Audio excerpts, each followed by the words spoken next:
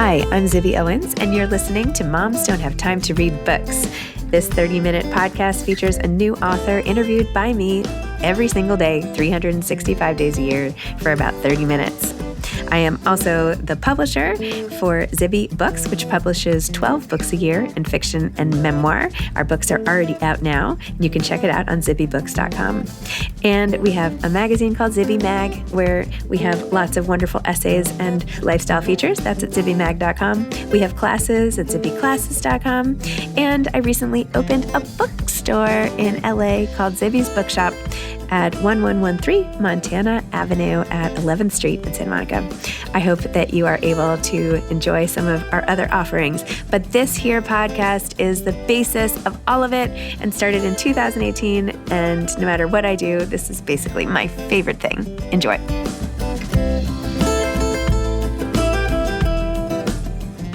Hanna Halperin is back on Moms Don't Have Time to Read Books for a second time to discuss I Could Live Here Forever, a novel. Hanna is also the author of Something Wild, and Something Wild won the 2021 Edward Louis Wallant Award and was a finalist for the 2021 National Jewish Book Award for debut fiction. Her stories have been published in the Kenyon Review, N+1, New Ohio Review, and Joyland. She has taught fiction workshops at Grub Street in Boston and worked as a domestic violence counselor. Welcome, Hanna. Thanks for coming back on Moms Don't Have Time to Read Books to discuss I Could Live Here Forever. Thanks for having me. Sure. Your novel was beautiful, just like Something Wild, which I also loved. So thank you for this. I feel like you write so well about, these heavy feelings, grief, disappearance, loss, and also writing and sort of this coming of age search for self through everything and family. I don't know. It's so good. All these themes get wrapped right up and it's really powerful. So anyway, thanks. Thank you so much. Tell listeners what I Could Live Here Forever is about. Yeah, so I Could Live Here Forever is about this young woman, Leah, who moves to Madison, Wisconsin to get her MFA. And when she's there, she meets this guy, Charlie, in line at the grocery store. And they very quickly fall in love and they fall into this intense relationship. And he is a recovering heroin addict, and it kind of follows their intense and tumultuous relationship. I feel like it also is about her sort of processing her mother's disappearance and what it means to have a mom who, well, her brother said she was like Looney Tunes or whatever, but who was perhaps mentally ill, who left the family early, and how to sort of reconcile that sort of loss and trying to wrestle with that. Talk to me about that whole piece, because I found that so poignant and interesting. Yeah, a big piece of the novel is you get to know both Leah's family and Charlie's family pretty well. And you learn right away that Charlie's father had abandoned his family before he was born, and Leah's mother had abandoned the family when she was 13. And right away, this kind of bonds them. And this is a big theme in Leah's writing, is she's constantly writing these stories about childless mothers or daughters without mothers. And this is something that she's thinking about all the time, and it kind of haunts her. And it was something that I actually in the first draft was it was there. It was kind of a brushstroke, but it came out more in revision, sort of what was this missing piece for Leah and what was she searching so desperately for. And she gets to know Charlie's family really well. And she gets to know Charlie's mom really well. And Charlie's mom is this incredibly warm kind of maternal figure. And part of her draw towards Charlie is this sense of home that she finds in Charlie and Charlie's mom, and kind of the feeling she has when she's at Charlie's house. And it's very complicated because what's going on in the house is not so simple. Charlie is into the relationship. He very quickly relapses, and Leah is kind of in total denial about what's going on. And her relationship with his mother is not so simple either, but I think in her mind, she wants it to be simple. She wants kind of this very simple maternal love that she's always craved. And so that's part of what keeps her so kind of wrapped up in the world of Charlie. I feel like that's not written about enough, how when you date someone or for a long time or whatever, you really inherit their family for a while, and you get to sort of slither in and see all the little secrets and everything. And you grow really attached, and then you break up and it's like, what happened? Yes. Like I have families that I still love. Like I love them like they are families, but they're no longer in my life really. So I don't know. Exactly. You get to kind of be part of another family for a little bit, and it's kind of foreign, but you can grow, yeah, as you said, like extremely attached. So that happens with Leah, and she's in a totally new part of the country. She's always, she's always felt a bit like an outsider. That's kind of the character that I wrote, whether it's in her own family or, she's part of this MFA cohort. And whether she actually is an outsider or not, I think that's kind of just how she perceives herself. And again, I think part of why she's drawn to Charlie is he's a bit of an outsider too. And so they resonate with each other that way. But there's something about Charlie's home. Ironically, there's a steadiness to it that she's never quite felt, even though the relationship that she's gotten herself into is kind of complete chaos. But there's something about that home life that she really is quite drawn to. I also really like the scenes of the MFA program and all the anxiety of writing and all of the writing within the book. At one point I turned it over and I was like, this is a novel, right? I just making sure here. Just like, yes. triple checked. There's like the scene where she's trying to defend her idea of writing about, mothers and daughters. And she's like, well, I had a mother, and I mean, she didn't die, but, she left, and, everyone has a mom, and I am a daughter. And I don't know, it was just funny, like this need to sort of defend what you're writing about and what you're doing and make excuses, and all that insecurity kind of all wound up with her as well. Yeah. No, it is a novel. I did go to, the University of Wisconsin-Madison for my MFA. So I did pull a lot of details from that time and from what it was like to be in the MFA. The cohort is made up, like the people in the cohort are made up, but there were like moments, like, we did have an agent come and it stirred up quite a bit, and, starting to submit to journals, and sort of like this really strange mix of, like, in my experience anyways, like I felt so close to the people in my cohort. And at the beginning anyway, like I actually didn't feel that much competition.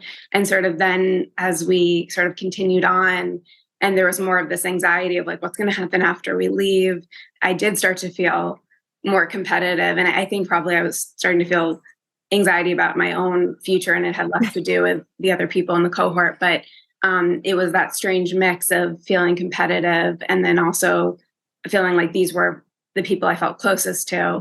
So I would sort of draw on some of the feelings and some of the actual events, but the people and the, everything was fictionalized. But I was sort of drawing on some intimate things in this book. Yeah. Well, having not received an MFA or haven't gone there specifically, it was a nice little glimpse, even like the neighborhood bar with the games. I was like, is this bar 74? Or bar 73. There's a bar that looks exactly like it. And I was like, she must be talking about that place. But anyway, different. I mean, of course, I haven't been there in like 30 years or something crazy. So I'm not that, well, anyway, it doesn't matter. So in the story, here, wait, I pulled out a couple of quotes that I wanted to talk to you about. Oh, there was something beautiful about the mom. You said, I remember my mother as someone who was always searching for something. She seemed lost, like she'd ended up in our house, in our family by accident. That was so beautiful. Like sort of haunting dislocation.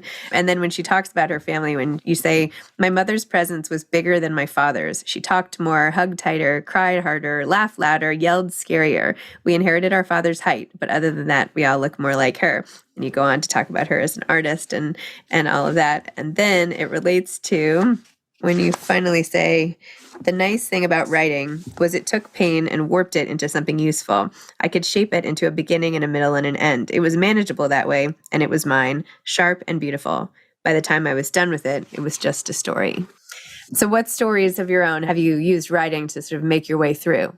I mean, everything I've written, I think I've been trying to work something through. I think like what you just read, that's part of why I write. With this particular novel, I started writing it because I was like thinking about the feeling of what it's like to be in relationships where there's like really high highs and really low lows. And what it's like to be in a relationship where it's like loving and terrible at once, and how it can be so cyclical and not necessarily like an abusive relationship, or like not necessarily having the words to describe or the labels to describe a relationship, but knowing that the relationship felt like impossible to get out of. And I think like I've been in relationships like this before. It can feel so impossible to describe what those relationships feel like, and why they can feel so difficult to leave. And I've never been addicted to a drug, but I feel like I know the feeling of what it's like to be addicted to another person. And it felt really interesting to me to sort of like, what would it be like to write about a relationship between a young woman and a man, where the man was addicted to something that, like, in my mind is probably the most addictive thing you could be addicted to. And then where the woman almost begins to be addicted to the relationship in maybe not the same way, but in a way where she resonates with him in that way. And that's kind of how I got the idea for Leah and Charlie. And so I pulled from my own experience and my own feelings. You know, the story is fictional and the characters are fictional, but I kind of drew from both like the feelings of pain and the feelings of love that I've had in my past. Well, it's hard. This is an understatement, but if you're so in love with someone and they are addicted or to something else or have something that competes with you, then it's never really in balance, right? And so it's that lopsided feeling of when you give of yourself and you can't get back an equal measure. And do you keep giving or do you not keep giving, or is it really a choice after a while? Yeah, it kind of feels impossible. So I don't know if there's an answer.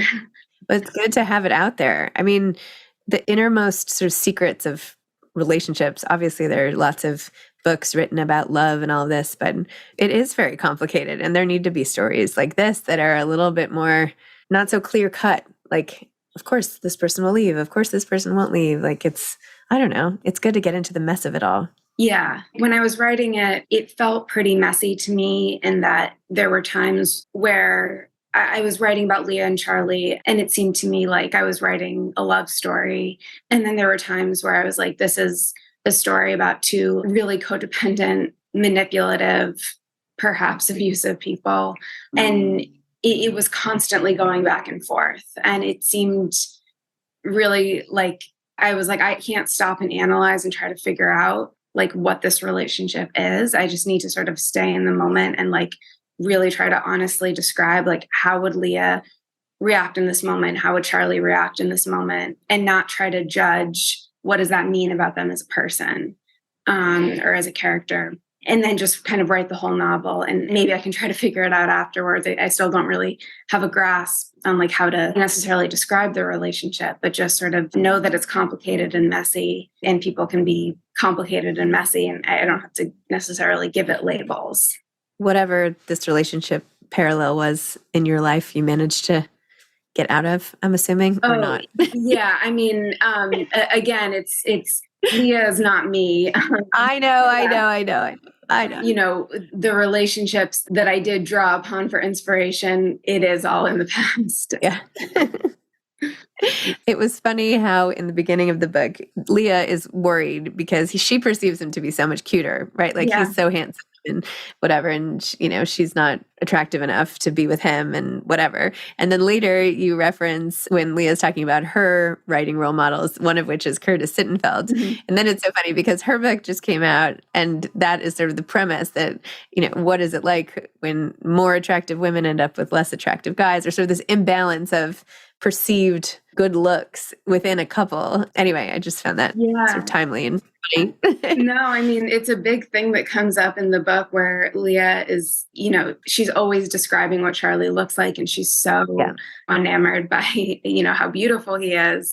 And in some ways she can't see him clearly at all. She's always kind of trying to figure out, like, is he lying? Is he nice? Is he not nice? Is he using? Is he not using? But one thing she can see very clearly is that he's like incredibly beautiful, and that doesn't really like change for her. And people are always asking her, like, you know, why are you with him? Why do you keep going back to him? And I think it's deeper for her than just that she's attracted to him, but that attraction is so intense for her. Mm-hmm. And it feels almost like a superficial answer to say, well, I'm attracted to him, but it's a huge piece is that she's incredibly attracted to him. Yeah. So We are all animals Yeah. at heart. It's hard to ignore, Yeah. especially when you have him smile and all this. I was like, oh, who is this? I like have this fictional guy in my head now of Yeah. when you think about him, and maybe do you have someone in mind? Is there a movie star, or is there somebody who he looks like to you, or is he more just this fictitious guy? I don't know if I have a movie star in mind. I'd have to think about that. I describe him in like an early scene as like a mix between Johnny Depp and Jake Gyllenhaal. And so I do imagine him with this kind of like very boyish charm, good luck.